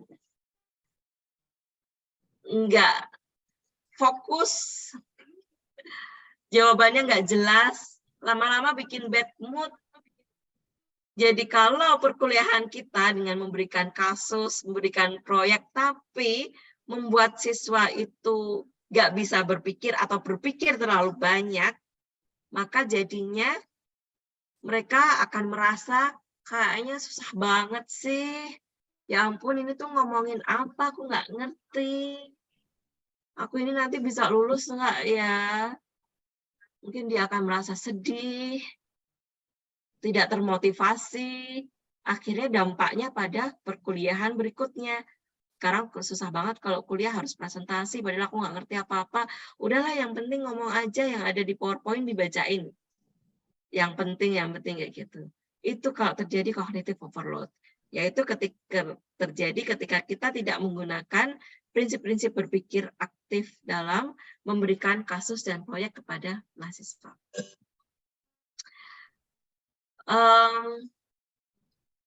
Saya masih punya waktu berapa menit, Bapak Ibu? Ini saya masuk ke bagian ketiga tentang case-based learning-nya dan project-based learning. Tadi sudah sih, tapi ini secara metode itu apa? Mungkin sudah dibahas oleh narasumber berikut sebelumnya. Sudah. Lewat ya. Bentuk kasus tadi kan juga sudah ada contoh-contohnya untuk analoginya, bahwa bentuk kasus itu banyak banget, nggak hanya masalah kontekstual, nggak hanya soal cerita, bisa juga soal matematika. Tadi ya, sudah ya, dipercepat. Kemudian menyelesaikan kasusnya dengan debat, bisa, dengan PBL bisa, dengan scientific bisa, dengan diskusi bisa, dengan format public hearing diminta membuat minta membuat video public hearing. Mahasiswa sekarang tuh terbiasa loh Bapak Ibu posting video di YouTube kayak gitu, public hearing lalu dikomentari dan seterusnya. Oke. Format trial, jadi di dalam kelas ada semacam mini seminar. Sementara dosennya mengamati saja, biar mereka debat sendiri dulu, mini seminar. Oke. Kemudian kasus dan proyek mirip, tapi berbeda, beda tipis atau gimana, beda lah. Kasus dengan proyek, bedanya mungkin dalam format untuk pelaksanaannya, penyelesaiannya. Proyek itu bisa muncul karena kasus belum tentu jadi proyek, bisa jadi hanya dalam problem based learning. kayak dalam project based learning tentu ada kita memberikan alokasi waktu yang cukup supaya jadi ada penjadwalan untuk proses penyelesaian proyeknya itu sendiri, kemudian ada kegiatan pelaporan, presentasi, seminar, dan jangan lupa Bapak Ibu, baik case based learning maupun project based learning, ada evaluasi, ada feedback yang diberikan ke mahasiswa. Jadi ada feedback tetap ya, bukan berarti tidak memberikan feedback pada mahasiswa. Feedback itu penting untuk mereka tahu yang dikerjakan sudah on the track atau belum. Nah, ini dia. Ada artikel pada tahun 2006. Bapak Ibu coba lihat di sebelah kiri ini. Maaf. Sampai mana tadi? Artikel tahun 2006. Ini ya. Mana tadi? Sebentar, ini gimana sih? Oh, ini. Bapak Ibu, layarnya sudah betul kelihatan kayak jurnal gitu? Why minimalis? Why? Ya, Bu. Nampak, Bu. Udah dibuka, Bu, dari linknya tadi, Bu. Iya, bagus. Yang Bapak di Ibu baca chat sendiri tadi. ya. Tapi ada artikel tahun 2006 ini yang citasi itu sudah 3058. 208 yang membaca, 28.000. 208.410 yang membaca. 110, iya. Kalau Bapak Ibu membaca berarti tambah 18 orang. Luar biasa ini, Bu. Citasinya sampai segitu. Iya. Artikel ini membahas mengapa sih kok discovery learning, problem based learning, experiential, inquiry learning, di dalamnya termasuk case based learning, project based learning, itu kadang-kadang itu nggak bisa diikuti oleh siswa. Pernah nggak Bapak Ibu itu di kelas ngasih kasus, tapi mahasiswa itu kayak hanya bengong aja, bingung mereka mau ngapain? Pernah nggak? Oh, belum pernah cobain ya. Cobain deh Bapak Ibu. Pernah nggak? Kita tuh akhirnya tuh ceramah kita di kelas. Ya, ya betul, Bu. Akhirnya Kadang-kadang tuh kita mau ngerjain sendiri akhirnya. nggak sabar, Ibu. Nggak sabar. Ya. Tapi kenapa mereka bisa lama ya? Jadi artikel ini membahas kenapa mereka mikirnya jadi lama. Ketika ada suatu PBL, PJPL yang kita berikan, itu lama. Enggak selalu, tapi ketika itu lama, apa yang terjadi dalam pikiran siswa? Kok dia mentok? Katanya itu metode paling hebat. Kok dia mentok, nggak bisa mikir? Katanya harus berpikir aktif. Tapi kok dia nggak bisa mikir? Kenapa? Artikel ini menjelaskan hal itu. Jadi ada masa-masanya, ada waktunya, ada kondisinya, kapan mahasiswa itu siap untuk menyelesaikan pembelajaran menggunakan case-based learning atau project-based learning. Nggak dikebyah-uyah. Istilahnya kalau di Jawa nggak dikebyah-uyah. Nggak terus kemudian di setiap pertemuan itu problem-based learning atau project-based learning, nggak. Kita menunggu ada kondisinya, siswa siap mengikuti case-based learning atau project-based learning. Artikel ini memberikan penjelasan, Bapak Ibu, silahkan dibaca, mengapa ya ada kondisi yang menyebabkan mereka malah gagal, nggak paham dengan pembelajaran yang diberikan. Mungkin problemnya, kasusnya bisa diselesaikan, tapi apakah mahasiswa belajar dari penyelesaiannya itu? Atau sekedar menyelesaikan saja? Itu juga perlu dievaluasi. Nah, tindak lanjutnya adalah kita perlu paham kapan mahasiswa kita belajar dengan kasus, kapan dengan enggak. Maka kita bisa membagi 16 pertemuan dalam fase-fase. Fase belajar yang awal berarti dia masih menguasai konsep dasarnya dulu. Masih ingat nggak tadi yang kombinatorik? Ya, ya, ya. Baru kemudian analisis, baru kemudian project-nya. Bertahap, bukan pertemuan kedua langsung kasus. No, they don't know. Karena mereka kasihan, mereka akan mengalami cognitive overload. Kalau di awal fase pembelajaran dia sudah mengalami cognitive overload, jadinya bad mood, merasa susah, kayak kuliahnya susah banget, nggak tahu nih, takut nanti nggak lulus, mau masuk kelas aja antara izin sakit atau ikut ya. dan seterusnya. Itu sikap-sikap siswa yang akan mempengaruhi proses kognitifnya. Maka kita itu perlu mempertimbangkan hal tersebut juga, mengidentifikasi kemampuan awal siswa supaya kita bisa menempatkan kapan kasus itu diberikan. Meskipun dalam 16 pertemuan kasusnya case-based learning-nya 1 kali, project-based learning-nya 1 kali, saya yakin itu sudah bisa dikatakan pembelajaran Bapak Ibu memenuhi IKU berapa? 7. 7. Oke, dibagi dalam fase-fase gitu ya Bapak Ibu ya. Ya, siap. Balik lagi ke contoh yang tadi. Ini Kalau misalnya ya Bapak Ibu, saya berikan contoh cara menyelesaikannya. Ya, perhatikan ya Bapak Ibu contohnya. Perhatikan contoh berikut ini. Ini masih soal yang tadi. Perhatikan contoh berikut ini. Kita kan mau membuat garis putus-putus ini menjadi garis lurus. Ya kan? Nah, Bapak Ibu coba ingat ini. Ini misalkan ini 2 garis yang sejajar. Oke. Ini 2 garis yang sejajar. Maka kalau misalkan saya membuat segitiga di sini, ini kan alasnya ini ya. Ini kan alasnya. Maka tingginya adalah jarak antara 2 garis sejajar ini. Ya enggak? Iya. Iya, Bu.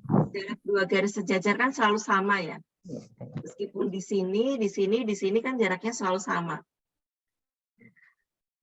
Segitiga yang panjang alas, luas segitiga kan panjang alas kali tinggi dibagi 2. Apapun bentuk segitiganya, yang alas dan tingginya sama, maka luasnya kan sama kan? Iya, betul. Ya, tuh. Ini karena yang ini dari matematika, jadi ini alasnya. Kalau segitiganya saya ubah menjadi seperti ini, sama luasnya. Luasnya kan sama, karena panjang alasnya sama, tingginya sama. Karena kan titik tingginya ada di garis sejajar itu. Maka menerapkan prinsip tersebut, jadi ini adalah konsepnya. Menerapkan prinsip tersebut, saya membuat 2 garis sejajar di sini. Maaf ya, ini 2 garis sejajar Bapak Ibu. Ya. Kalau dalam matematika bisa diterima itu, Bu. Bisa diterima karena ada simbolnya kan? Ya, betul. Nah, ini kan segitiga ya. Ya. Ini membentuk segitiga. Tinggal digeser-geser untuk jadi garis lurus. Tinggal digeser saja. Betul. Tinggal digeser saja segitiganya jadi seperti ini.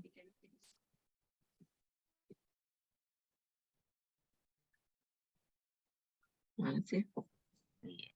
Maka luas sebelah kiri dengan luas sebelah kanan sama. Masih tetap mempertahankan luasnya, Bu. Tidak berubah dan garis putus-putusnya jadi lurus. Ini kalau tahu konsepnya. Kalau punya pengetahuan awalnya. Ya. Dari contoh ini, Bapak Ibu sudah pelajari contoh ini ya. Ini saya memberikan contoh. Sudah, Bu. Jadi mahasiswa diminta mempelajari contohnya, contoh penyelesaian kasusnya. Lalu kemudian coba kalau luasannya menjadi seperti ini. Jadi lebih mudah nggak? Iya.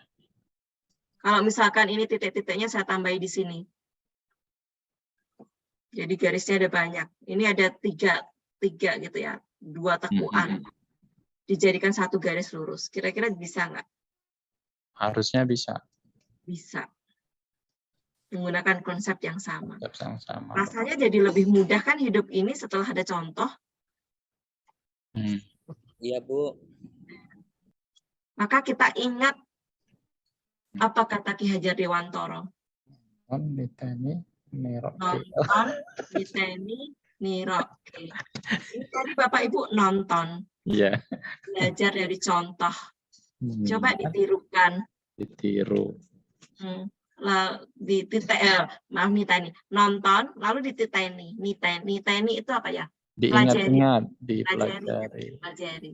Maka tadi kan saya bilang ke Bapak Ibu, sudah dipelajari contoh ini, gitu kan, pelajari. Oke, Bapak Ibu kan di otaknya main nih.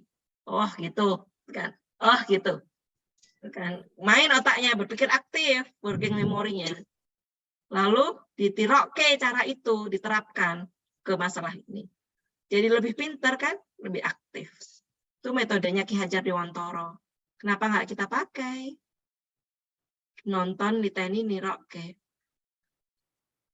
Dalam menerapkan case-based learning atau project-based learning. Jadi mahasiswa pun kadang butuh contoh supaya mereka lebih mudah. Kalau mereka merasa belajar matematika itu lebih mudah, mereka akan lebih semangat ya mengikuti tantangan-tantangan berikutnya. Tapi yang menjadi masalah adalah bagaimana kita bisa memberikan contoh yang membuat mereka berpikir aktif. Jadi contohnya bukan yang diceramahkan, tapi contohnya yang mereka pelajari sendiri. Gimana Bapak Ibu? Rekomendasi saya untuk menggunakan, mengimplementasikan. Pertama, kita perlu identifikasi pengetahuan awal siswa. Mereka sudah punya konsepnya belum? Lalu pelajari fasilitasi dengan belajar aktifnya. Sesuai pengetahuan awal. Kalau memang belum siap, ya mari kita ajak mereka untuk siap dulu dengan kombinatoriknya sebelum ke kasusnya. Setelah itu beri tantangan, tapi jangan lupa beri feedback. Ada assessment-nya, ada feedback-nya. Kita memberikan informasi balik ke mahasiswa bahwa yang dikerjakan itu sudah bagus, sudah betul, kurang ini, supaya lebih bagus, akan lebih bagus lagi apabila ada ini, coba diterapkan ke kasus yang berbeda, misalnya kasusnya dimodifikasi dan seterusnya. Tantangan. Tapi jangan lupa, juga ada feedback-nya. Maka ketika memberi tantangan kepada mahasiswa, ya kita coba dulu tantangannya, gitu kan. Ya. Nah, ini kita sudah berada pada akhir nih, Bapak Ibu. Kalau saya tadi datangnya pas 7:30, sebetulnya selesainya pas 9:30 juga. Iya. Tapi maaf ya Bapak Ibu ya, sedikit ya. Bapak Ibu. Tadi di awal saya mengajak Bapak Ibu untuk menggunakan metode ini. What I already know, what I want to know, what I just learned today. Dan tadi Bapak Ibu mengatakan yang Bapak Ibu ingin pelajari, ingin ketahui adalah implementasinya. Coba Bapak Ibu refleksikan, apa yang baru saja saya pelajari ini ya, atau apa yang baru saja saya dengar. Saya coba dengan saya ini tadi 2 jam. Apakah sudah menjawab yang Bapak Ibu ingin ketahui atau belum? Jika belum, bilang Pak Dedi workshopnya dilanjutkan. Ditambah. Maka itu yang menjadi pegangan Bapak Ibu. Selanjutnya, sumber-sumber belajar yang ingin saya cari itu apa? Jadi punya tujuan belajar. Artinya kalau Bapak Ibu punya tujuan belajar, tahu apa yang ingin dipelajari, itu Bapak Ibu sudah merupakan seorang yang mandiri belajar. Nah, kita juga ingin siswa kita seperti itu kan? Maka kita sering juga mengajak siswa kita untuk, kamu tuh sudah tahu apa, kamu ingin tahu apa, kamu sudah pelajari apa, lalu supaya kamu terpenuhi apa yang kamu ingin ketahui, kamu besok mau belajar apa. Kita juga membimbing mereka, mengarahkan mereka untuk lebih menjadi seorang pembelajar yang mandiri, supaya mereka juga menjadi long life learner, pembelajar yang tanpa batas usia. Seperti Bapak Ibu semua nih, tanpa batas waktu ini kayaknya. Kalau saya balik lagi, tadi saya menargetkan ada luaran. Kira-kira luaran ini bisa tercapai enggak ya? Yang pertama, Bapak Ibu bisa memberikan contoh pembelajaran berpusat pada siswa. Apakah kolaboratif itu berarti berpusat pada siswa?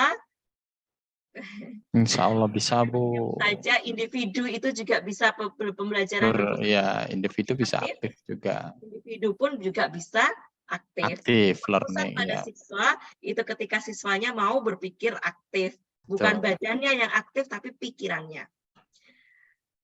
Apakah Bapak Ibu bisa mendeskripsikan prinsip dasar dari cognitive flow theory? Ya sedikit-sedikit ya mungkin ya. Tadi dari contoh-contoh tadi itu Bapak Ibu sudah belajar cognitive flow theory.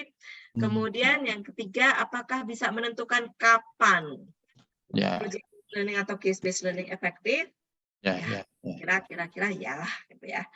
Sudah Kemudian, tergambarkan, Bu. nah ini nih yang Kalau sebelum keempat. itu, ya. Kira-kira habis ini bisa menyusun pembelajarannya Bapak Ibu sesuai dengan mata kuliah yang diampu? Insya Allah, Bu. Alhamdulillah, Masya Allah. Sudah ada gambaran. Kalau tadi kami kan masih bingung ya, kapan sih case method itu diimplementasikan? Apakah setengah semester itu pembelajaran, baru setengah semester case method, dengan kita melihat dari filosofinya sendiri dari mata kuliah itu, atau kapan kita tempatkan tadi, jadi kita punya gambaran gitu, Bu. Seperti yang Ibu sampaikan tadi kan, dengan prinsip-prinsip yang harus diberikan gitu kan. Ya, bismillah, alhamdulillah Bapak Ibu, mudah-mudahan dilancarkan semuanya. Amin. Ya. Amin. Semoga Ibu. sukses. Terima kasih, Bu. Terima kasih, Bu. Makasih banyak, Bu. PowerPoint-nya bisa dibagi, Bu. PPT bisa. Iya, Bu. Izin, Bu. Boleh, saya Menambah kirim. wawasan kami, Bu. Sepertinya Pak Dede tidak menerima tanya jawab nih. Udah jam 10 malam, Bu, saatnya tidur. Tanya jawab. Nggak ada ya, Pak ya?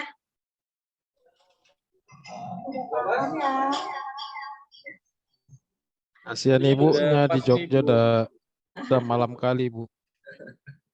Kan masih sore nih, Bu. Kalau di Jogja udah malam kali. Baru isya di sini. Anak-anak sudah tidur ini tadi. Besok pagi saya ujian itu. Ujian kompetensi, sertifikasi kompetensi penyunting. Oh, iya. Iya, Bu. Biasa. Ya. Terima kasih ini Bu Enda ini karena memang teman-teman buat Bu Enda ini nyempetin waktu sekali karena tadi selesai kegiatan di kampus ya Bu ya. Sampai rumah langsung Zoom lagi dengan kami. Saya senang banget, Pak. Saya mohon maaf ya tadi sempat membuat nunggu gitu ya. Nah, kami udah terima kasih nih, Bu. Kami yang harusnya terima kasih nih. Sudah Ya, maaf suaranya putus-putus. Bapak Ibu, saya mohon maaf apabila ada yang membuat Bapak Ibu kurang berkenan atau lisan saya yang tidak terjaga. Banyak ketidaksempurnaan, ini semua karena saya yang perlu belajar lagi dan belajar lagi. Terima kasih banyak Bapak Ibu atas kesempatan yang diberikan. Dengan berbagi seperti ini saya jadi tahu sebetulnya saya perlu belajar apa lagi. Sama juga saya juga perlu belajar. Dengan mengajar kita kan belajar ya Bapak Ibu ya. Ya, betul, Bu. Ya, sama-sama, Bu. Ya, terima kasih. Semoga kegiatan Bapak Ibu berjalan lancar dan hasilnya sesuai yang diharapkan, kemudian membawa dampak perbaikan kepada kita semua, membawa berkah juga. Amin ya rabbal alamin. Amin, Bu. Terima kasih, Amin, Bu. Bapak alamin. Makasih, Bu. Ya, saya mohon undur diri Bapak Ibu. PPT saya kirimkan Itu udah diambil ya. Udah. Bapak Ibu, mudah-mudahan kita bisa ketemu lagi suatu saat supaya silaturahim semakin erat. Sekali lagi, Terima kasih. Assalamualaikum warahmatullahi wabarakatuh. Waalaikumsalam warahmatullahi wabarakatuh. Waalaikumsalam warahmatullahi wabarakatuh. Bu. Sampai